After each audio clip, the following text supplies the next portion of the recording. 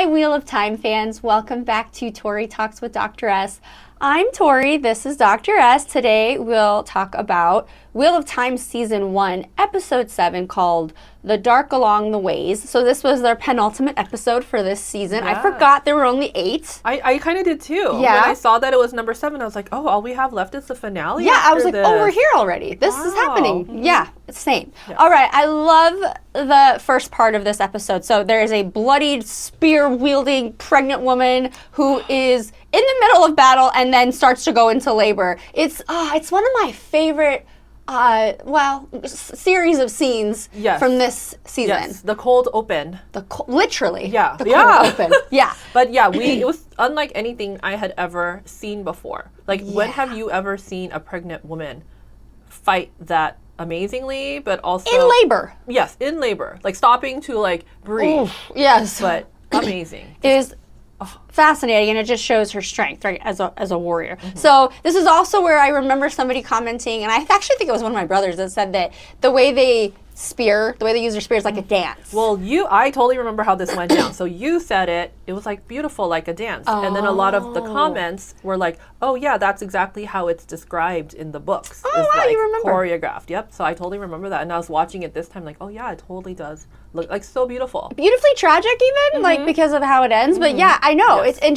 That actress is so good. Yes. You get to stop, breathe, Yeah. fight, and then she gets stabbed in the side. I mean, it's also wonderful. But anyway, after defeating everyone, she gives birth to a baby Rand. Aww. Yes, but there is a man with a heron-marked blade who comes and, at first she thinks he's a threat. He's not. And then, he takes the baby after she succumbs to the wound. So this is Tam Althor, right? Yes. This is Rand's adoptive father. Yes, so he raised him. Yes. Yes. That's all Rand knows as dad, right? Does he know he's adopted? I don't know. Does he? You guys, does he know? That wouldn't be a spoiler. I don't think it would be a spoiler. I don't right? think so. Yeah. I don't know. Okay, anyway, but the woman is, and I'm sorry, I'm going to butcher her name, is Tigraine Mantir, or Tigraine Mantir. I don't know. I read that she's an heir to a kingdom that ran off and joined the warriors of Aiel. So, Okay. yeah. So royalty all over. Anyway, so loved this first part of this episode. All right, so now let's go back to traveling through the ways, because that's the real nitty-gritty of what's going on, right? So the Two Rivers kids are all haunted, well, minus Matt, of course, are all haunted by the voices in their head that like really play up their like biggest fears and regrets, right? So these voices, they have like a supernatural origin, and it's called Makin Sheen or Black Wind. So they only start to hear it if somebody channels, right? That's the whole thing. That's it. Yeah, so they said like not to channel, right? But then at the end they have to, because they're trying to run away from like somehow a Trolloc got into the ways, which is like unheard of. And that's why Egwene apologized. Yes. And then someone saw Pat and faint. Did the parents see We Pat? hear whistling. Yeah, but then we see him. He is there, for sure. Yeah. So then, I don't know, it's all like a blur because it gets really hectic. Yeah. But then somebody channels, and then that's when all the voices, which, come to them. All their worst fears, their insecurities. Yes, let's have some examples. I wrote them down. Egwene doesn't love you as much as you love her, Rand. That's all he cares about. I know, because if this is supposed to be like their biggest fears, or the things It was that haunt kind them. of cute, right? It's just like, because we know that so many bigger things are going to happen for him, but it's so cute to be like, your biggest fear is that I know it. she doesn't It's love cute you and as sad much at the as- same time. Yeah. Little Oh, pathetic. cute little Rand. So cute. Also, with Perrin, you killed your wife because you really love Egwene, Perrin. Okay. You're a fraud, Egwene. Imposter syndrome. Ah, there you go. You'll lead them all to their death and call it heroism, Moraine. That's deep. But yes, they are indeed being followed. They hear the whistling. We know Pat and Fane's around. And then, there's that Trolloc. Some channeling happens. Egwene apologizes for it. She takes credit for it. Yes. We know that's not true. Egwene always thinks that she's got the... Oh, I'm sorry. Yeah. It's my Maybe fault. she really thinks that she did. No, I think she did think Right? she Okay. did, right? Because Yeah. why would she think anybody Yeah. else would? Right? Well, anyway, so the gang does make it to the city of Faldara. So this city is the adopted hometown of Lan. And then we learned that he's the heir to the kingdom that was taken over by the Blight. So he would have been the king, right? He would have been that, so I loved That's kind of a big deal. I loved learning this backstory Yes. about Lan. Yeah. I remember the first time watching it and being like, oh, you're a big deal. I mean, he was already a big deal, but you're an even bigger deal. Yeah. Totally. I love Lan. I know. So much. So and I much. forgot that this is where we first see Uno. Yes. When we met Guy Roberts at WatCon. I know. It's extra special to see him. When I saw him, I was like, oh, I've met him. I know you. We're friends. Not really. Not at all. But he was so lovely and so gracious. So sweet. Yeah, that's just the little added bonus of going to WatCon, isn't it? And then we see Lord Agelmar, and then his sister Lady Annalisa, which I totally went over my head first time that she trained at the White Tower. Yes, she has the ring, but no stone in it. Interesting. So she was never quite powerful enough to make it through the training? I didn't know that was a possibility. That obviously, if you train, doesn't mean that you will ultimately be an Aes Sedai. So I guess some people don't pass. Because remember, we later learn about all the trials that they have to go through, but she didn't make it. But they still do have, what's the ring without a stone, like constellation prize, so every day she can look at it and be like, I wasn't good enough. Make it. Yeah, I don't know if I would want to wear that. Maybe it's still an honor. I don't know. Yeah, I mean, it shows that you went there. You're able to channel, I guess. You were selected to go there and train. Yeah. So just be grateful. Okay, so Nynaeve, she is following Lan. And then he goes and sees his adoptive family, and they're just adorable and so sweet. And then he knows that she's back there, so he's like, come on in. Yeah. And then they accept her with open arms. It's so sweet. I love she's beautiful. I know. And then later on, they get it on. They stay the night. They have a sleepover. They do have a sleepover. Yeah. Not that this matters at all, but I just realized that the actor that plays Lan is 45. And she's in her little early 20s. I don't think it matters at all. I never cared. And was never but he's too old for her or whatever. But I just realized that. They had chemistry no matter what. Oh, yeah. But there's that. Now, I liked earlier on when she kind of got the seal of approval from Moraine. She's like, I like her, the wisdom, right? But Nynaeve shows the jealousy of Moraine, kind of like she belongs to you. She doesn't understand. And how could she? Yeah, it's just a whole different type of relationship that I think only the Warder and the Aes Sedai truly understand. Yes. Because they're in it. Right. Yeah.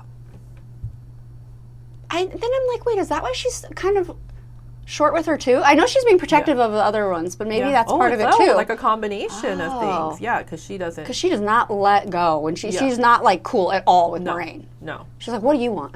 Nynaeve has no chill. Around Moraine for sure. Yeah.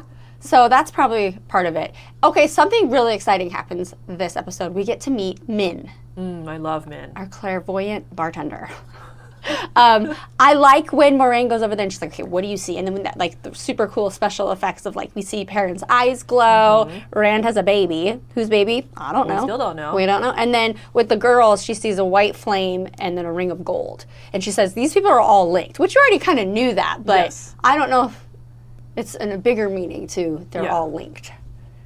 Than just, they're all come from two rivers. But no, but I feel like there was something in season 2 that was just that kind of alluded to the same thing. Gonna play a role in the same thing. I just feel like that was a big line to just throw out. They're all linked. Yeah, I know. We know that. Anyway, then she says something to Moraine. She says the Amyrlin seat will be your downfall. She didn't say Swan. Right. The Amyrlin seat. And now every time I hear the Amyrlin seat, I'm like, well, we don't know that it's who it is. Right. Could be a different person who occupies the seat. Yes. Yes. All good to know.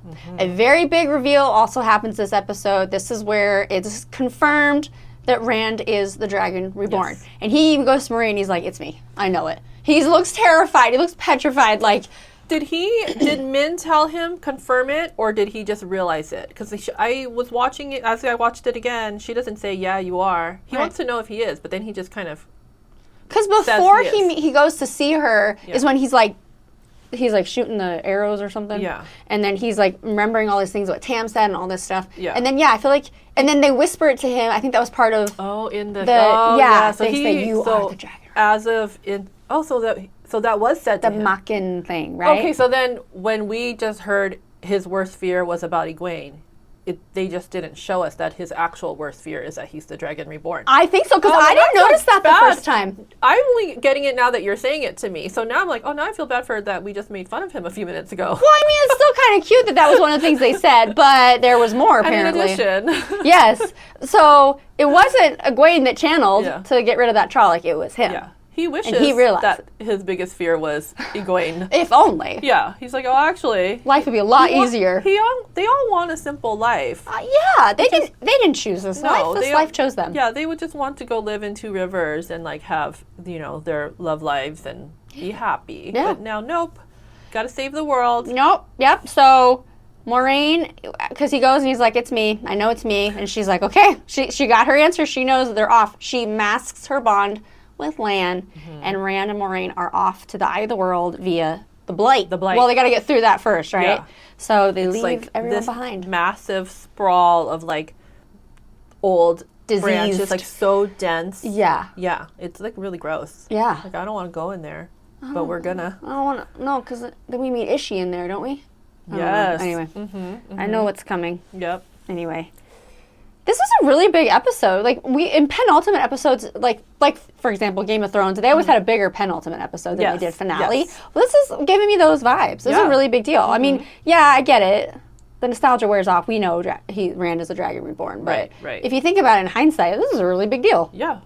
For us, it was a big deal. Yes. I guess you all knew, the book readers knew it was Rand. I know. What's funny is when we finally were like, oh, it's Rand, they were kind of like, I feel like that was obvious. It was not obvious. I don't think it was obvious. For fresh eyes, not obvious. He was very unspectacular. Yeah. And even into season 2, he's pretty unspectacular until maybe the end.